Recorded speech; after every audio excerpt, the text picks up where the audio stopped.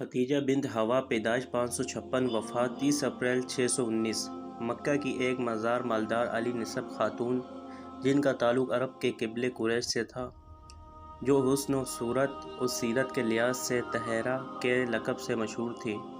انہوں نے محمد صلی اللہ علیہ وسلم کو تجارتی کاروبار میں شریک کیا اور کئی مرتبہ اپنا سامان تجارت دے کر بیرون ملک بھیجا۔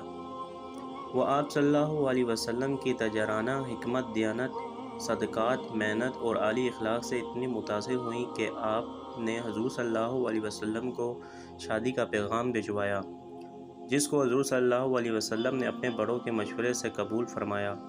اس وقت ان کی عمر 40 سال تھی، جبکہ حضور صلی اللہ علیہ وسلم صرف 50 سال کے تھے۔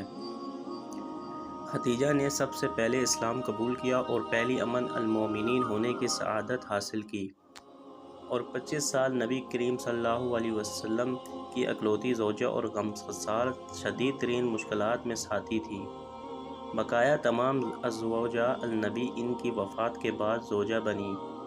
نبی کریم صلی اللہ علیہ وسلم کی ساری اولاد خدیجہ سے پیدا ہوئی، اور صرف ابراہیم جو ماریہ قبطیہ سے تھا، جو اسکندریہ کا بادشاہ اور کتبوں کے بڑے کی طرف سے نبی صلی اللہ علیہ وسلم کو بطور ہدیہ پیش کی گئی تھی۔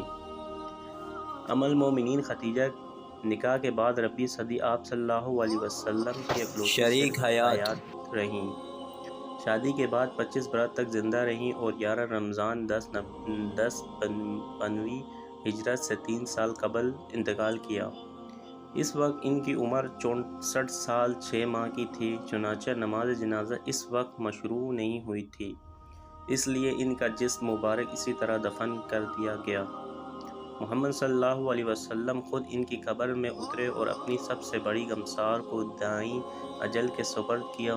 خدیجہ کی قبر ہجون قبرستان میں ہے اور زیارت گاہ خلائق ہے۔